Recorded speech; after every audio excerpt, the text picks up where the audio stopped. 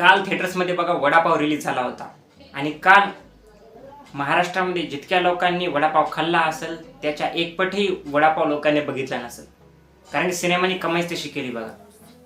काल या सिनेमाचा पहिला दिवस थिएटर्समध्ये होता आणि मी व्हिडिओही बनवला होता बघा, की तोंड घेऊन तुम्ही पहिल्याच दिवशी 2 ऑक्टोबरला पिक्चर रिलीज करू नका, काय होईल सगळ्यांनाच माहिती होतं आणि ते झालंही. कांतारा चॅप्टर 1 रेकॉर्ड ब्रेकिंग कमाई करून दाखवली. त्याच्यापुढे या सिनेमाला ना स्क्रीन्स मिळाला ना इंटरेस्ट मिळाला आणि वरून चित्रपटाची भंगार रिव्ह्यूज. त्यामुळं हा सिनेमा जो आहे पहिल्या दिवशी दणकन आपटलेला आहे.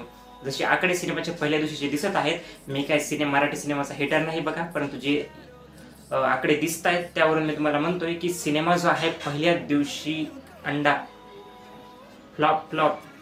फक्त पहिल्या दिवशी या सिनेमाने total India gross collection 5 lakh रुपये केले. किती? 5 लाख.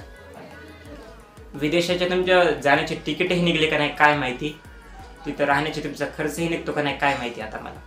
कारण की चांगली गोष्ट आहे लंडनमध्ये जाऊन शूट केला, पण तिथं तर तुमचं बजेटही रिकवर होणं आता खूप अवघड दिसतंय बघा. वडापावची कमाई फक्त पहिल्या दिवशी 5 झालेली आहे.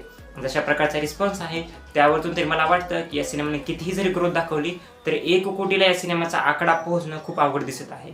देव जाणो आता या सिनेमासोबत काय होईल व काय नाही. नक्की तुमचंही मत जे आहे कमेंट सेक्शनमध्ये सांगा. थँक्यू.